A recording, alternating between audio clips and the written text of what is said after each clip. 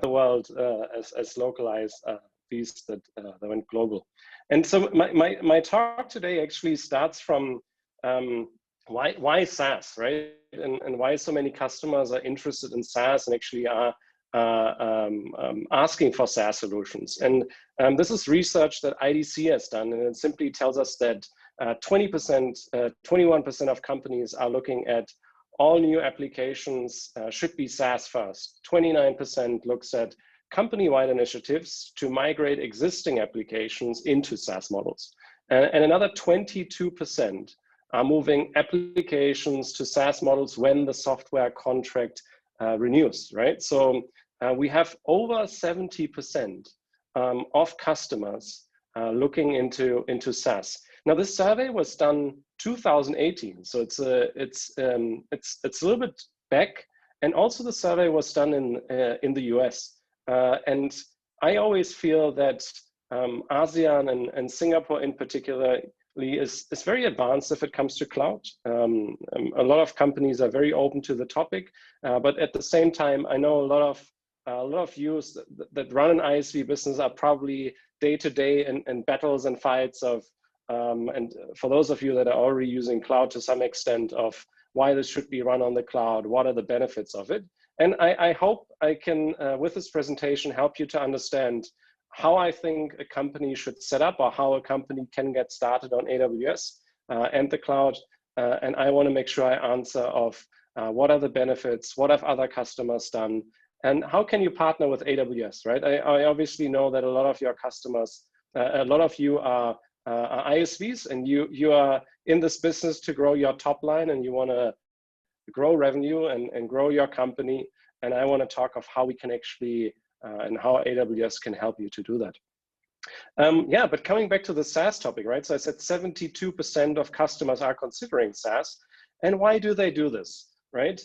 I always say what software companies have been doing with enterprises in the past is actually fairly sad, right? If you think about it, companies used to spend hundreds of thousands, if not millions of dollars on software where they didn't even know what they were getting, where they then had to deploy the hardware on-prem, then deployed the software, then noticed, oh, the following feature is not what I was looking for. It actually doesn't do business-wise what it was supposed to do. And we have loads of issues, right? And I think we are going through a phase that I call the consumerization of enterprise software, where enterprises simply expect frictionless onboarding if they start using a software, right? And you know how easy it is, and with a lot of SaaS companies, to start using the software. It's like put in your email address, put in your username, put in a password, and you can go, right? And you only pay by what you use, right? You don't pay the massive upfront costs and then later figure out it's not actually what you want, but you're only paying if the solution is benefiting your business and if it helps you with your goals or your KPIs. And then rapid and painless innovation. I said, I was like, before I was in AWS, I was in IBM, and I actually did loads of installations of enterprise software in customers. And I know how painful it is to update the software, right? And I'm sure all of you feel the pain as well if you have a customer that deploys your software and you want to push an update, or the customer says, where is the latest update? And you require access to these servers. They're asking you, what exactly do you want to do? There are lots of security issues involved, and et cetera, et cetera. And all of this is fixed in a SaaS model, and that's what companies are actually looking for. And then simplifying IT management. I think the biggest reason why enterprise customers are looking to software as a service is because it makes managing their IT much faster and much easier, right? No more servers, no more installs, no more internal requests of, I need 3 machines here and there, and now I want to grow, can you give me 2 more? It all does that automatically if customers are in a SaaS model, right?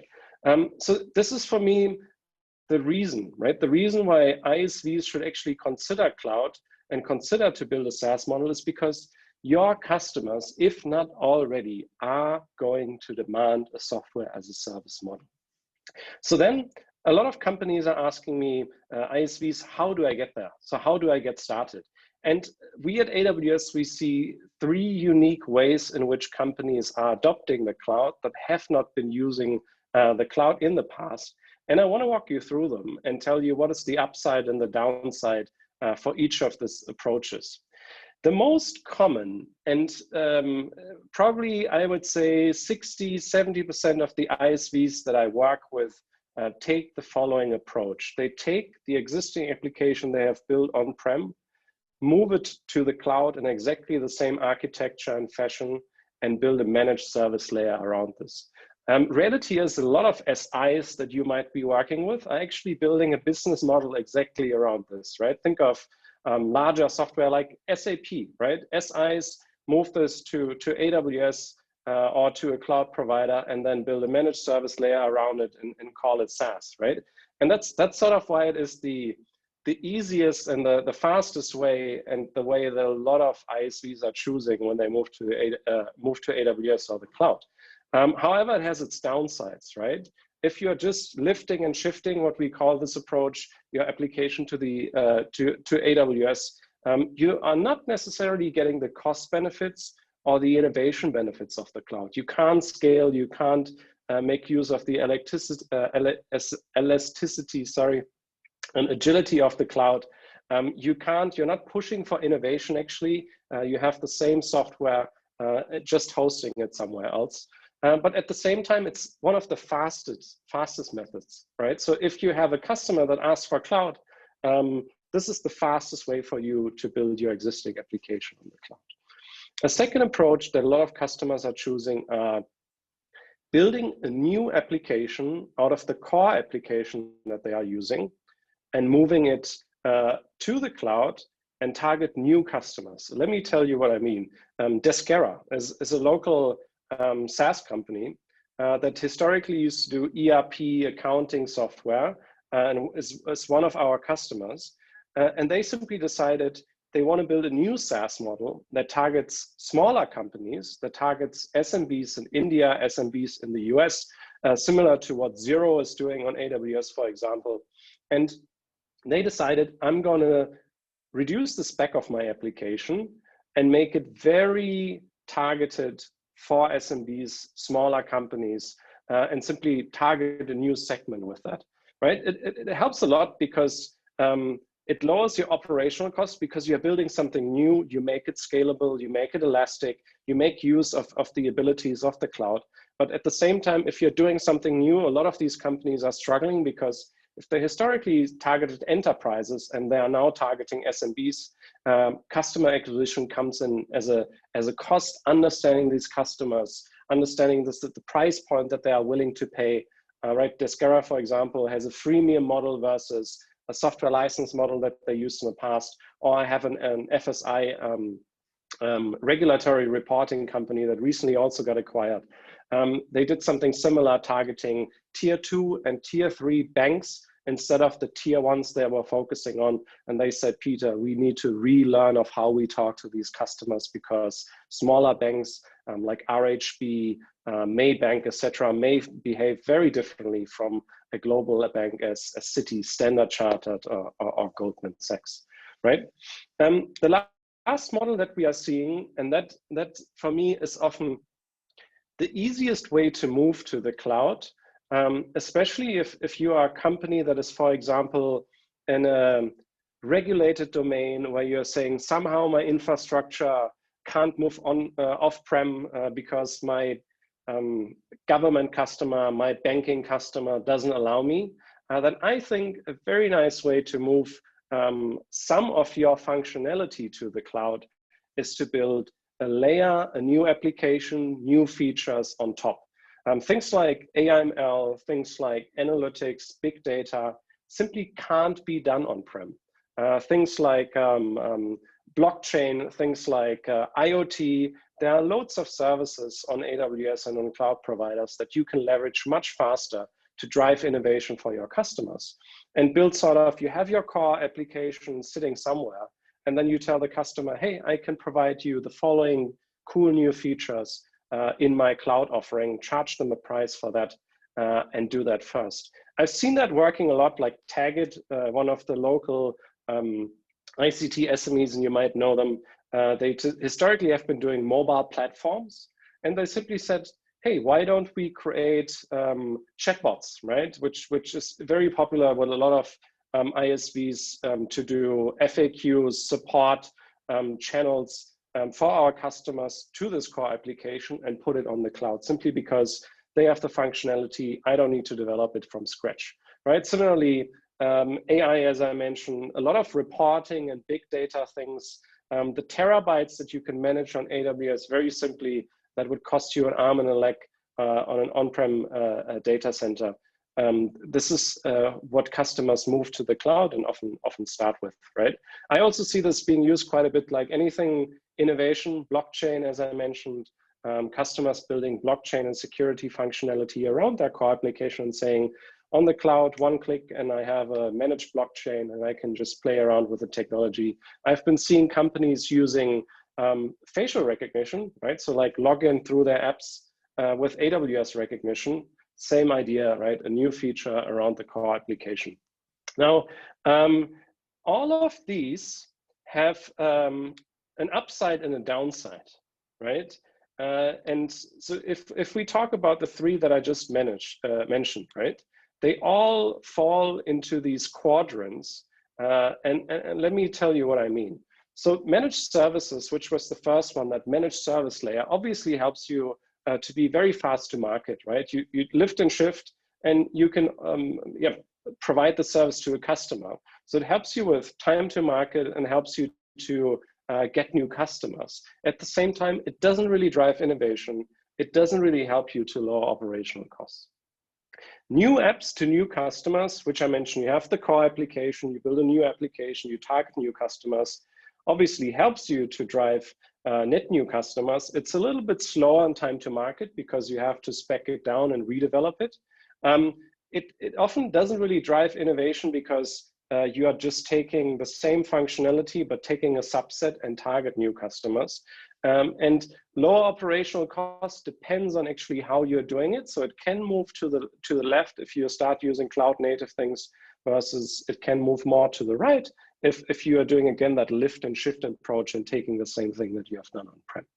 And then new features, current customers, simply is that layer of new features around it. And obviously this is meant to drive innovation, right? We are building AI capabilities onto our existing service and make this available to the customer. And since this is cloud native and it's like in a pay-as-you-go fashion, it lowers your operational costs, right? Does it help you to acquire new customers? No, often it is meant for the existing customers, just with new features. And you're often developing it from scratch, so it's not like as fast as managed services if it comes to time to market. So how is AWS helping you, right? So like if you've chosen the approach, then AWS together with IMDA, and we have actually been doing so with IMDA, and the Go Cloud program is almost live for 2 years. Reality is we have been doing this now for 3 years, and we are offering a program that is completely free. The only thing that we ask for is commitment, right? If I have a company joining, then I'm hoping for the commitment of going through this transformation with me, investing time primarily, and resources and doing it properly, because AWS from our side actually puts dedicated resources on these programs. And I also want to emphasize that in the Go Cloud program, I believe we are the only cloud provider that fronts this directly. So if you are joining our program, you are directly talking to AWS. You're not talking to one of our partners. They won't ask you to pay the partner first, and then we help you through the transformation. Our program is completely free, and you are directly working with our solution architects. And it has 3 phases, right? So it has the migrate phase, which is perfect for that first version, that lift and shift and building the managed service layer around it. And most of our ICT SMEs and ISVs are starting here, right? And it's a one-day workshop. By now it's all virtual, right? COVID obviously was a little bit tricky for us as well, but we managed to have an ASEAN and APAC-wide version of this, where we have an entire week spent with customers on these topics. We provide you with credits, so you don't even have to pay if you start using AWS. If you are committed, if you are moving workloads, then we are making sure you can get up to $5,000 of AWS credits to pay for your expenses that are occurring on AWS. And you get architect support that simply do nothing else but look at your current architecture and tell you how you can move it to AWS. The second phase is always after that migration, after that modernization. A lot of ICTs and ISVs are not getting and not seeing the operational benefits or the lower security costs because they're not making use of the cloud. They're not making use of the fact that you can scale an application server up and down. So at peak, you can have 20 running. On the weekend, on Sundays, if the application is not used, you can have 2 tiny servers running that don't cost you that much.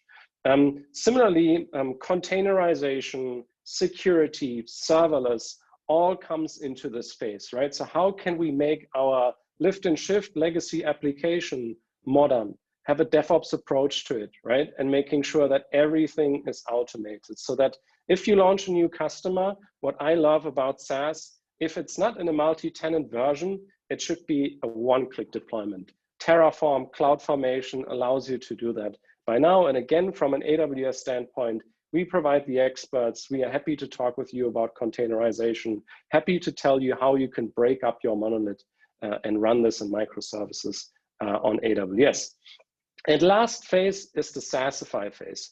So why am I such a big promoter of SaaS? Because it's simply the most efficient and effective way to scale and run a business. If you're looking, and I always give these examples, right? If you look at the value of the fastest growing SaaS companies globally, and like if you follow the news, you might have seen the IPO of Snowflake, which has 109 times multiple of revenue, like showing how much it is appreciated that they are multi-tenant SaaS and can scale their infrastructure massively, and at the same time, lower operational costs to a max because the tenants share the infrastructure in a secure fashion where they are clearly isolated, but at the same time use the same infrastructure and resources, lowering the cost for the ISVs. So I'm a massive advocate for multi-tenant SaaS.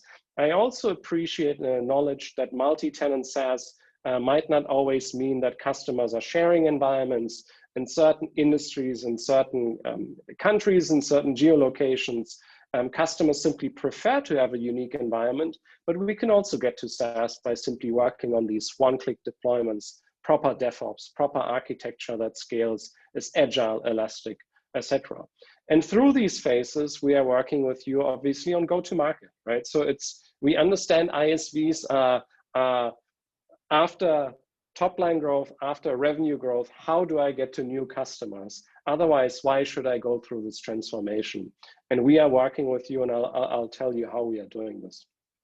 But let me tell you a little bit about the success of TechShift, right? And I love Katina, which is a local fintech in Singapore. And Randall, who's talking directly after me, will explain you more of how we are doing things. But I love these quotes. And I, in particular, love the quote of saying, the Accelerate TechShift program helped us to fast track our cloud journey from a proof of concept to a production workload in a matter of weeks, right? So if you want to migrate your application to AWS, if you are committed, we can almost guarantee you, promise you that we can get this done together in a couple of weeks. All right, and I think that is very powerful, and I love that we can say that and that we have the commitment towards that. Here are a couple of our companies, right? So Sion and Randall is talking after me, one of the local ISVs that we work very closely with, and the partnership that we really appreciate. Horangi, which is a local cybersecurity startup, vSense, and I'll talk about that more. Wavecell, which is an SMS business acquired by 8x8, a US-based company, right? So very exciting. And we obviously have loads of global ISVs running their business on AWS, from Slack to Salesforce, to Xero, to Atlassian, to Esri, to Splunk, right? There are loads of companies running a scalable software as a service business on AWS. And I just this morning, I always get asked, Peter, give me an example of local companies, right? And I looked this morning on Straits Times, and they always release a list of the fastest growing companies in Singapore. And on that list of the top 10, I think there were 5 ISVs, and 4 of them are public references, right? Red Dot Payment is one of them. Coda Payment is one of them. Coda Payment, super exciting. Coda Payment does a payment gateway for gaming.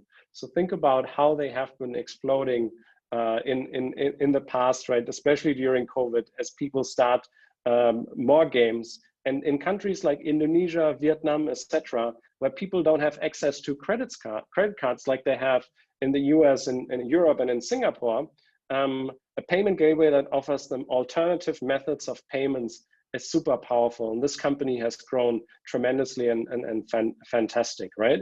Or Synopsys is on there, Global Tix is on there. And these companies run on AWS, and that makes us very proud. And we are very happy that I and my team can say that we are supporting local ISVs that are going global.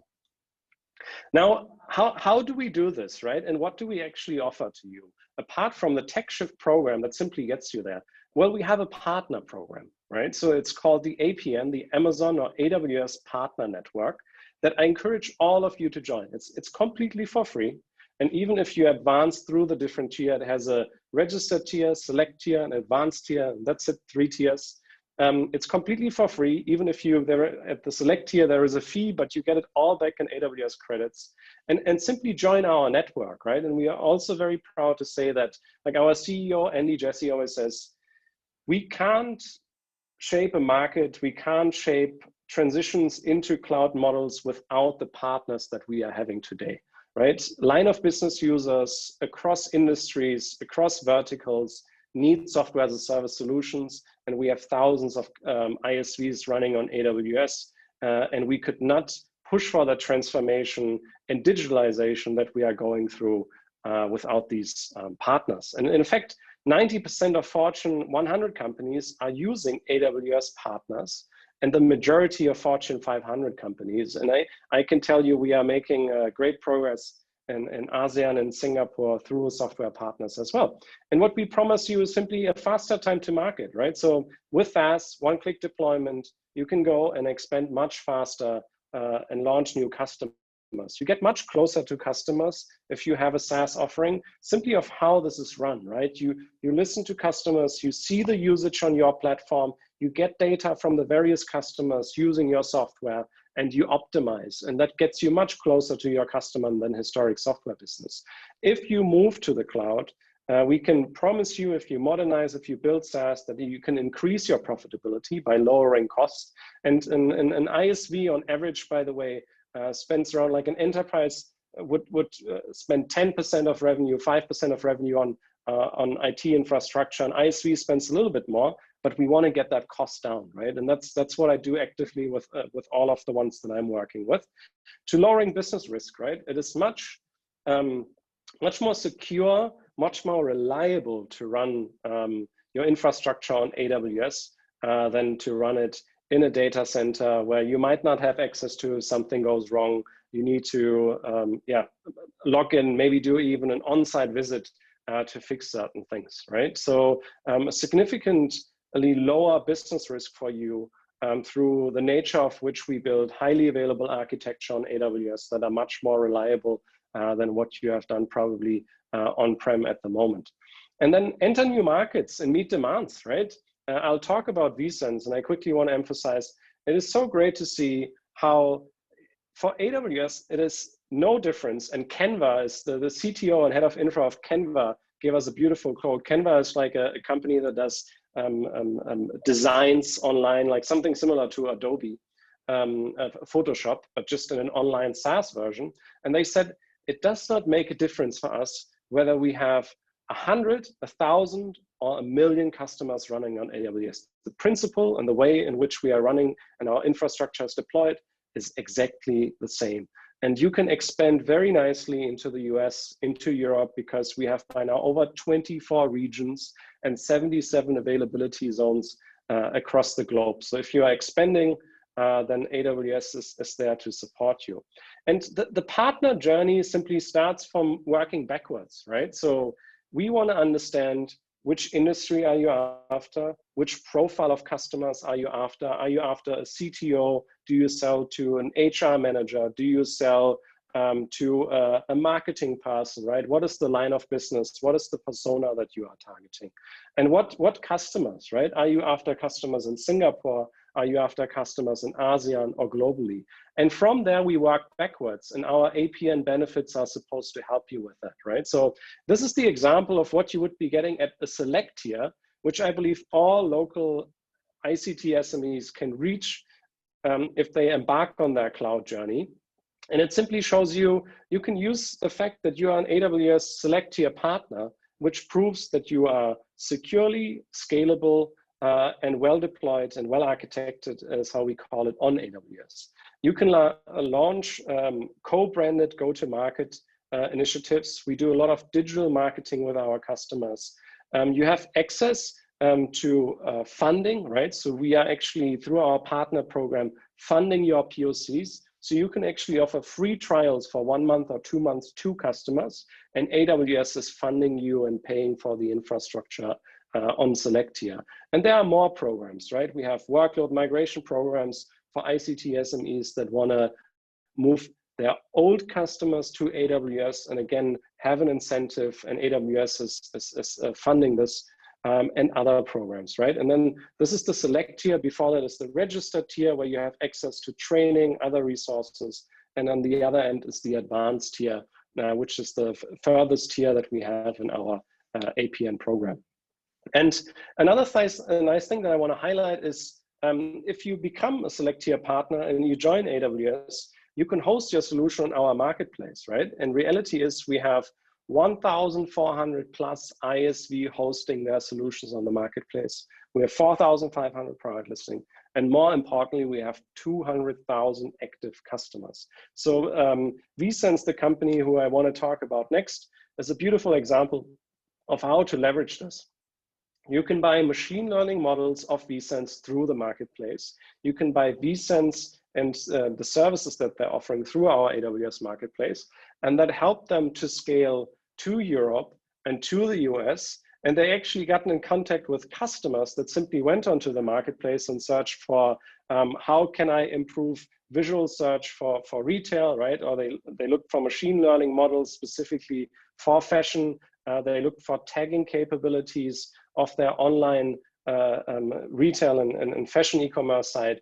And vSense popped up there, and they got new leads through this. And with vSense, I'm very impressed with what this local company has achieved. And I've been personally working with them for over 3 years. And that's why I talk about this example, right? By now, they are doing 1 billion visual searches per month, right?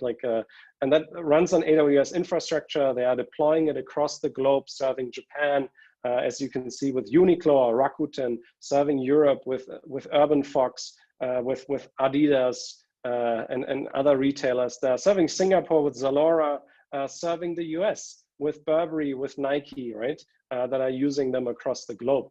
And we are helping them through webinars. vSense spoke at our AWS Summit, which is one of the largest IT events in Singapore every year. Unfortunately, this year it couldn't happen, but we had a virtual version of this. We are doing digital marketing campaigns, so you might see us reaching out co-branded with AWS and vSense to you on LinkedIn if you are in retail or in fashion. And we have resources that are aligned to them. So we have dedicated resources, sales incentives, etc., that help vSense to push their solution to our major retailers across the globe. So beautiful story of how a local ISV can actually scale across the globe through AWS and as a partner of AWS. Yeah, and that's actually all that I wanted to talk about. Please help us to fill out the survey, right? So you can get credits, obviously, if you join TechShift. We are happy to give you more credits as you embark, but please help us to fill out the survey and win a prize. And I'm really looking forward to the FAQ. All right, thank you so much, Peter, for the wonderful and very comprehensive presentation.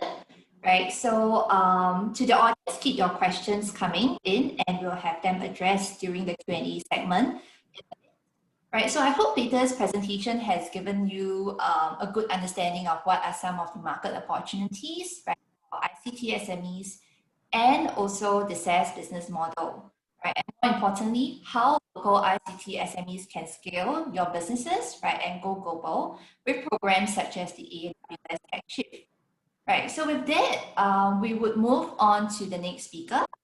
We have Mr. Randall Lee. He's the CEO and founder of Scion.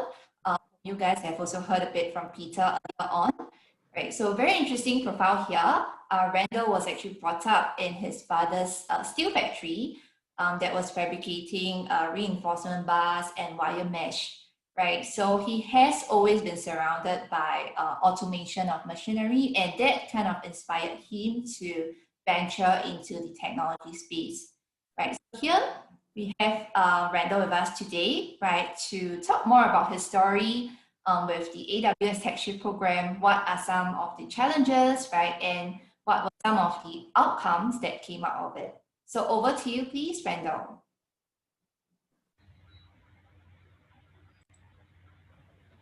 Thanks, Wan Sing. Good afternoon, everyone. It's a pleasure to be here today to share Scion's Go Cloud journey with Amazon Web Services. A little introduction.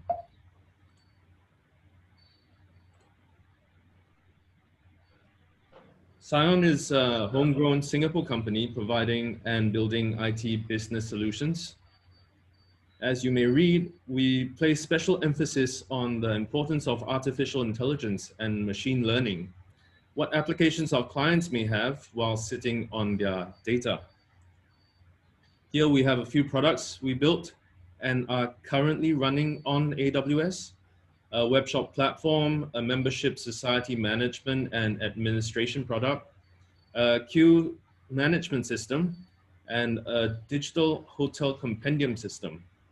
We have an automotive industry-focused enterprise resource planning system, and it is the journey of this product that I would like to share with you today. This product liked to live in a little server room where the air is cool and electricity never stopped flowing. It used to sit on a VM environment with 3 hosts, 2 storage arrays, and switches and firewalls and cables and uninterrupted power supplies and so on and so forth. You get the picture, or own it. It can sometimes be a pain. So what about an alternative, Go Cloud? So we reached out to AWS and got our first meeting with a friendly account representative. We then set up more sessions to discuss our state of affairs. In April 2019, we were invited to an AWS Tech Shift event. It was then we first heard the 3 magic words: migrate, modernize, and SaaSify. We'll come back to that a little later. In August 2019, at the Tech Shift SaaS event, we met a very special partner solutions architect, of which I gave a full commitment to pushing forward with our migration. And we proved how committed we were by bringing him to see our clients. In the month of September 2019, we planned and executed the lift and shift. We completed the lift and shift of our ERP system in 4 weeks and went live. Now she lives happily in the cloud, not fearing another power outage, and has never looked back. So now to the more serious stuff. We created a secure VPN connection from on-prem firewall to our virtual private cloud to move our database using a DMS. In our VPC, we had a load balancer in the front and EC2 instances to host our application and database. We saved some money by using S3 for static files. Specific to our lift and shift of the ERP system, we were able to improve availability from 99.2% to 99.9%, achieved higher performance based on the actual usage, a faster innovation pace as we can spin up another server with updated codes, reduce operational tasks by 70%, and increase database computing by 30%. Well, this was our previous tech build of the ERP system. Some of you may recognize .NET, C#, Angular, SQL Server. And this is what it looks like today. I love how fancy this looks. Let me explain.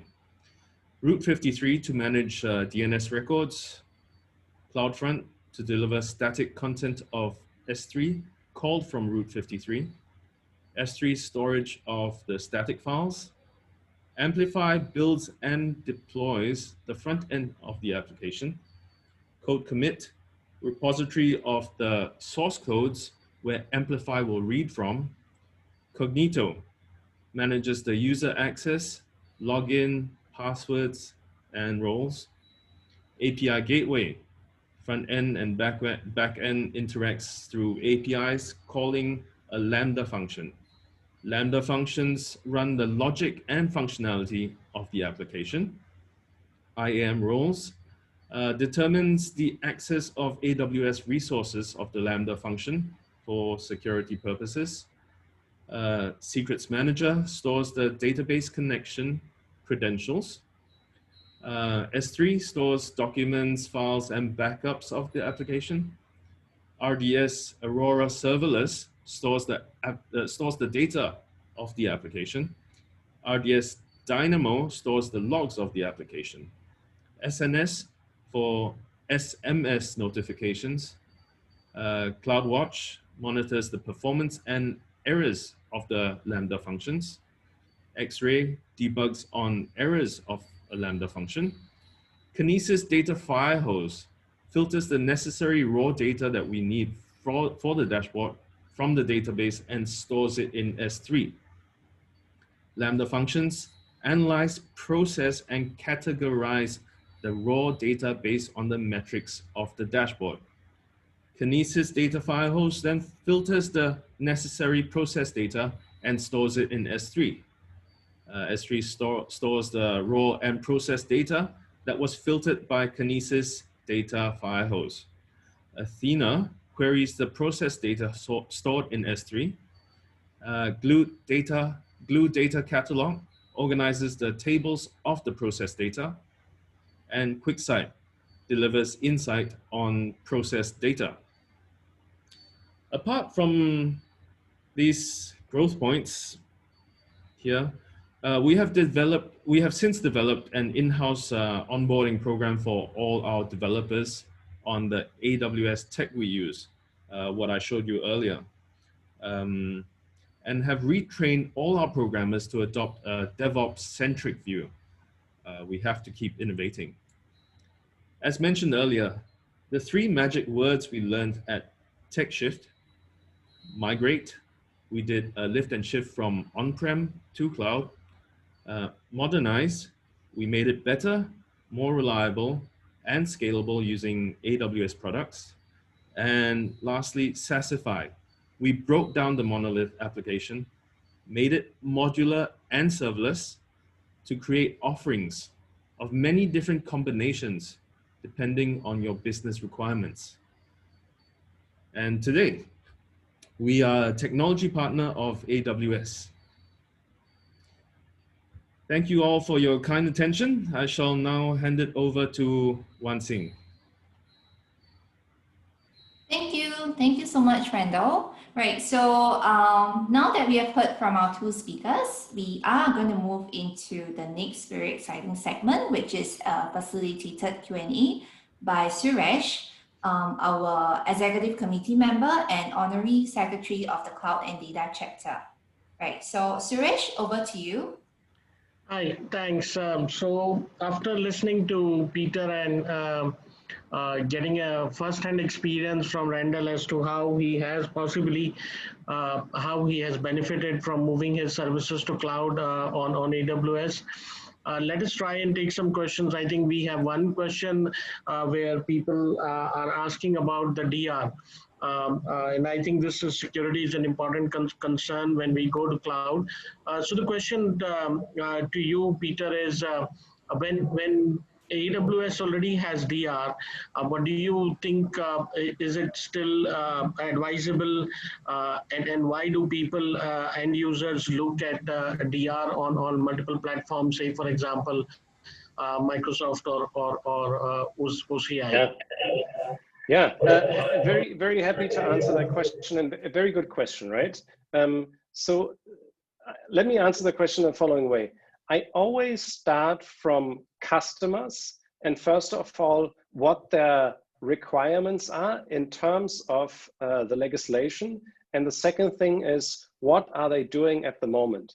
And multi-cloud DR often comes, for me, up in conversations where people don't necessarily know what the regulator is actually asking them, right? So first of all, a lot of companies that say AWS and please have a DR strategy on a different cloud provider don't understand the concept of the cloud, the concept of what AWS has in terms of availability zones. And I often tell them, how are you doing DR at the moment? And then they would tell you, well, we have a data center here in Singapore, and we have a data center here in another part of Singapore. And then the reality is, you're already achieving this by using 2 availability zones in AWS. And with that, you don't really require another DR strategy. So if your customer asks you that question, try to figure out what are they actually after and how are they doing it at the moment. If it's just like, we have one data center here and the other data center here, then you are getting that out of the box with AWS, and it's actually super simple to get there.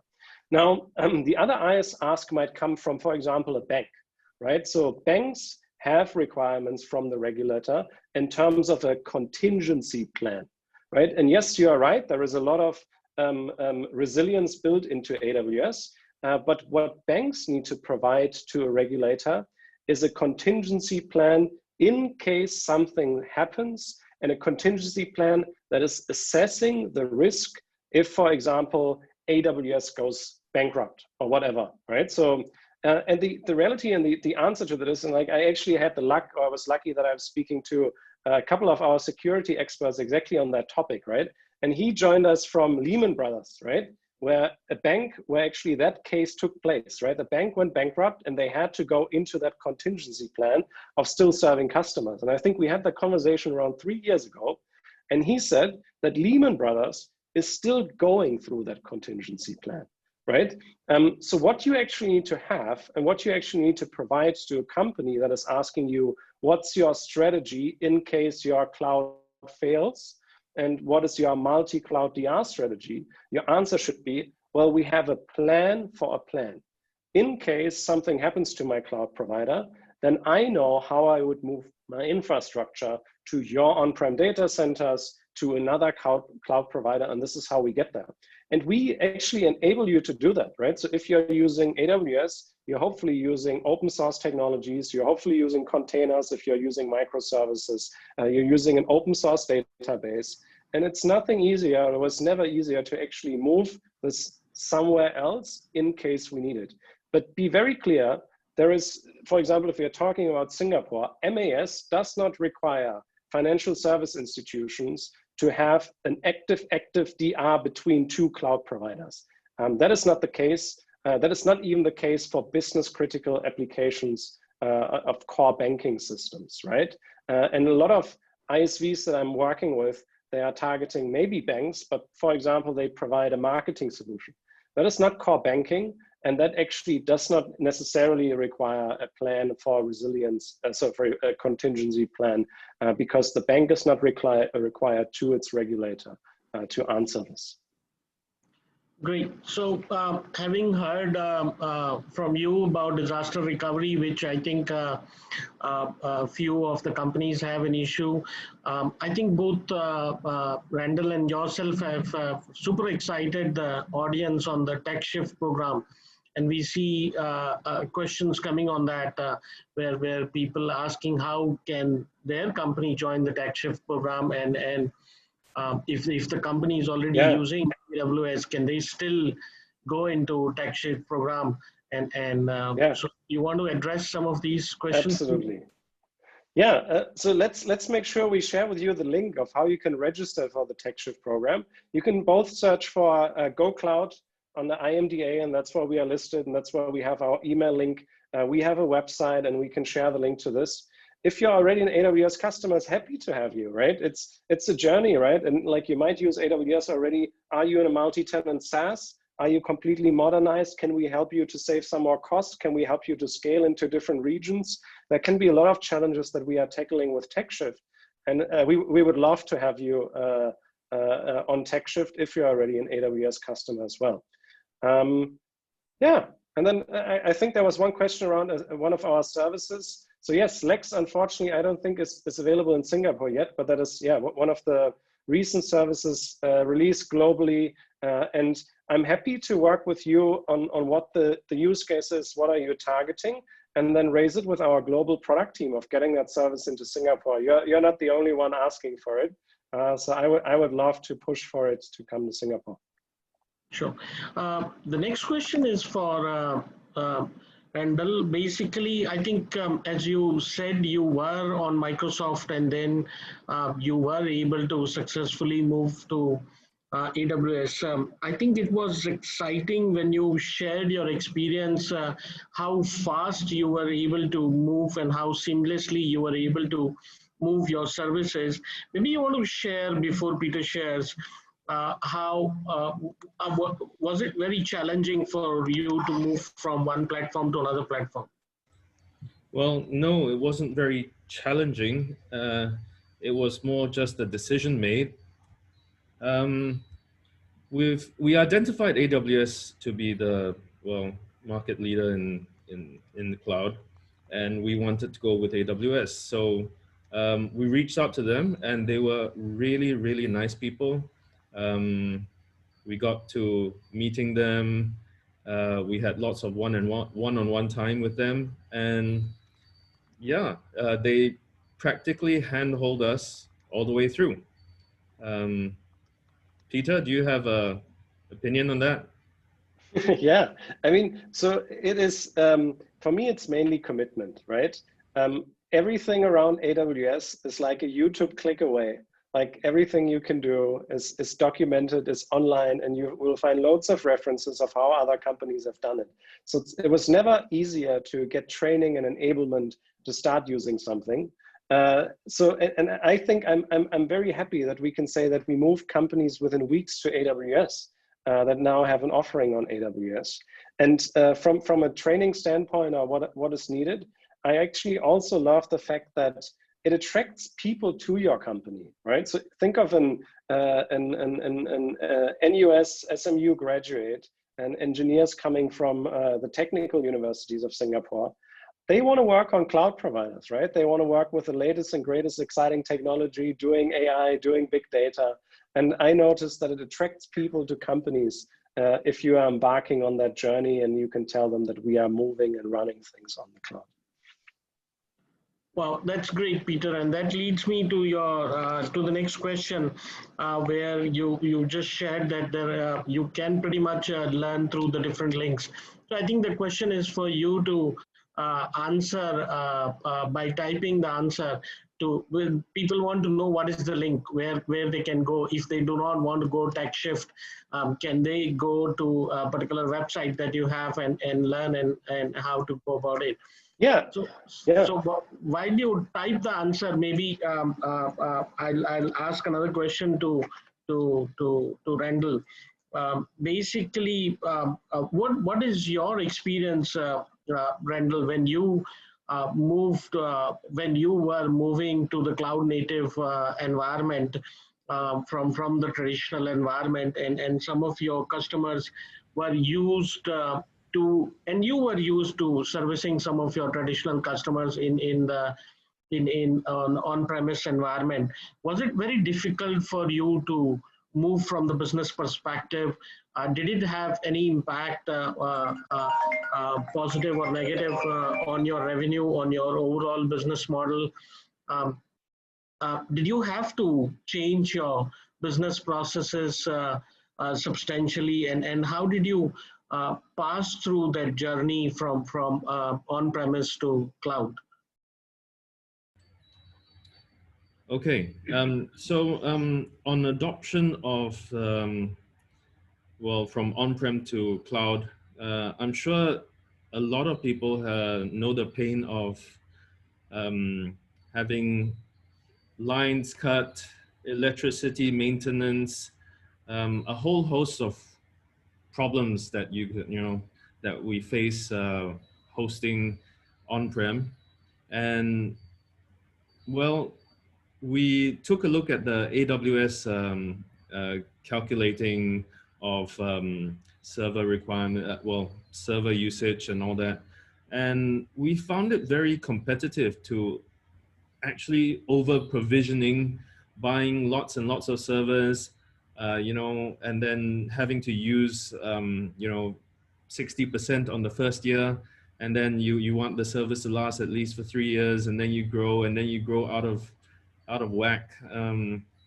Well, with AWS, with the cloud, actually, this is so much more efficient in hardware management.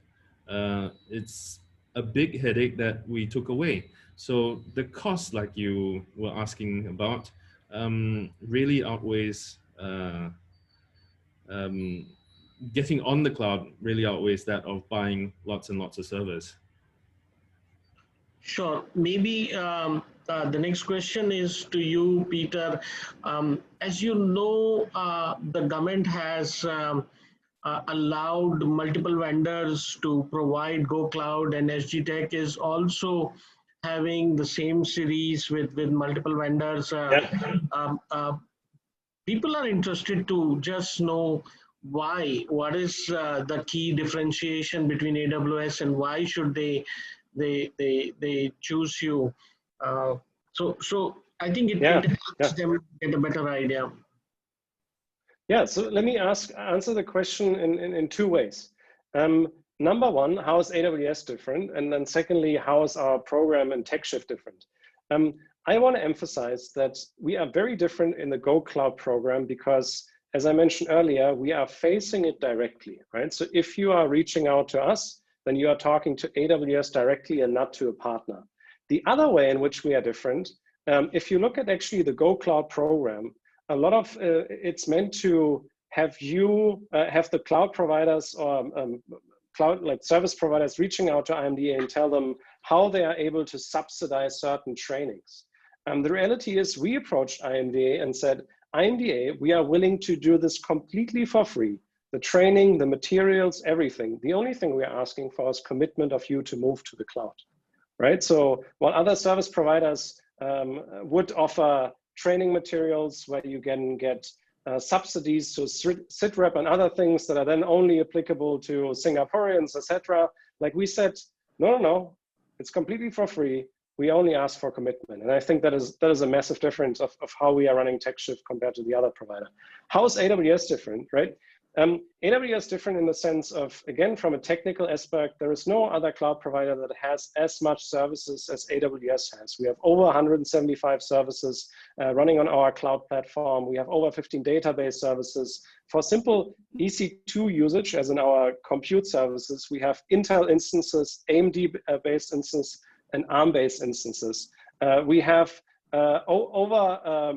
we run more containers than any other cloud providers on the cloud, with 81% of Kubernetes runs on the cloud on AWS. 84% of TensorFlow machine learning runs on AWS on the cloud, right? So we are technically advanced simply because we started as the first cloud provider in this space. Secondly, we have the largest network and ecosystem. We have the most customers, we have the most SIs, consulting partners, we have thousands of them and millions of customers running on our platform.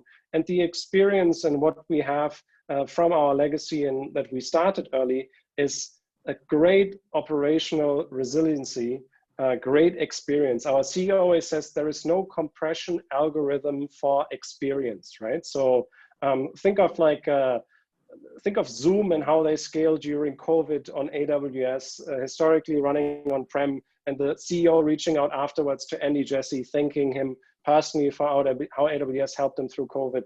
Think of like all the streaming services you might be using, like Netflix, Disney+, Hulu, all run on AWS, and like a great sign of how we are able to scale and have that experience in operations, right? And then I think AWS is a fundamentally different company compared to other software companies, right? We are innovators, we are pioneers. I would spend most of my time with you on helping you how to save money rather than spend more money on AWS, because we are thinking in long-term partnerships rather than how can we sell you something in Q4 and never talk to you again in the next quarter, right? Which makes AWS very different.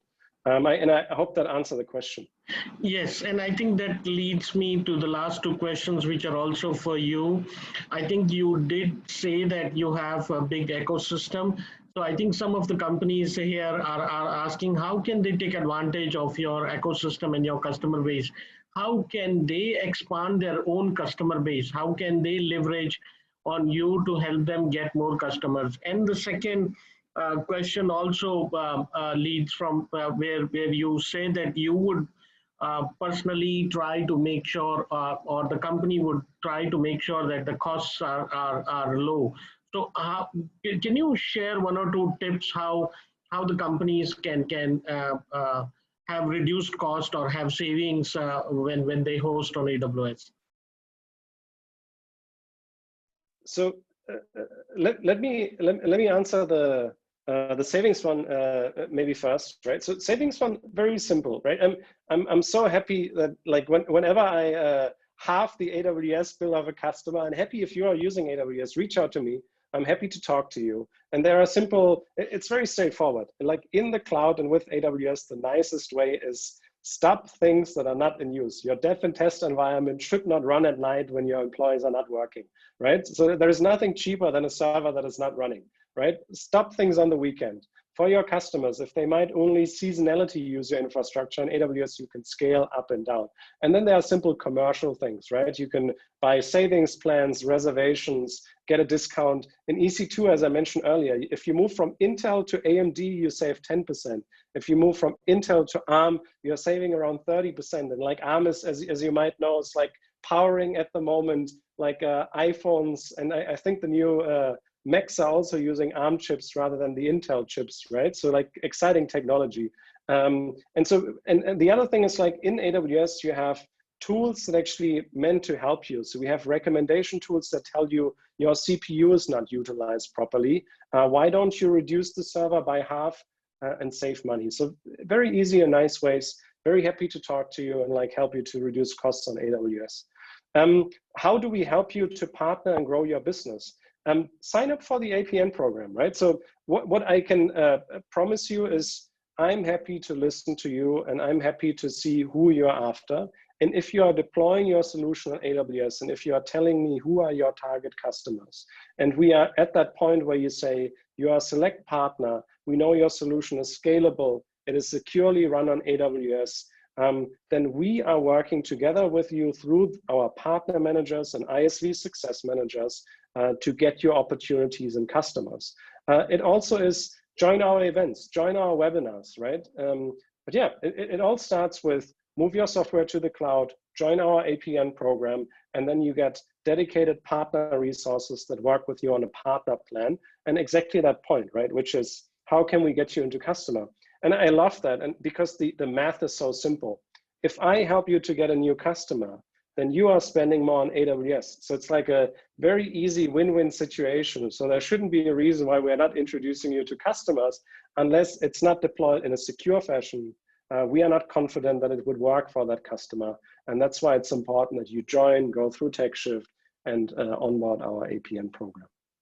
Great. So now that we know how to get the best value for money and how to expand our customers, back to Wansin to take it to the next leg of the presentation. Thank you. Thank you so much, Suresh, and our speakers for the very engaging discussion. Right. So with that, we have actually come to the program, the end of the program proper. But before we go, I'd just like to share a shout out on behalf of IMDA, right, which is this tech capability assessment tool that ties in with the theme of, in fact, our entire cloud appreciation series, right? So basically this tool, it's available online and it's a free tool that helps to guide, especially ICT SMEs, right, through a series of questions to assess your cybersecurity and cloud-native capabilities, right? So this would take about 15 minutes. The QR code is here for you to scan and assess, right? And at the end of the assessment, there will actually be a detailed report to give you some insights on what's the current state for your business, right? And what are the gaps and some recommendations. Right, so I'll leave this here for a moment for the audience to assess the tool.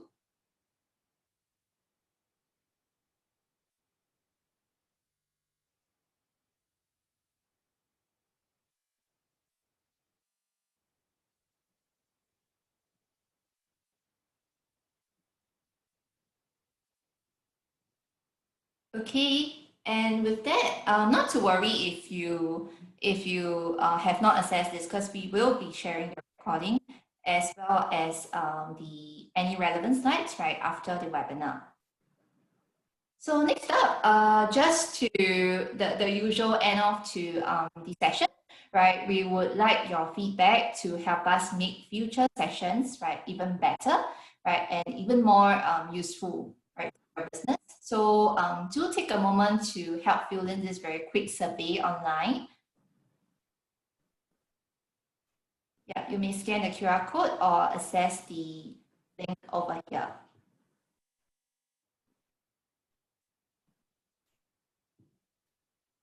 And to the audience who have done so, once again, thank you so much for your time this afternoon, right? And we wish you a very good day ahead. Thank you. Thanks a lot. Thank you to our speakers as well. Thank you. Bye-bye. Thank you very much.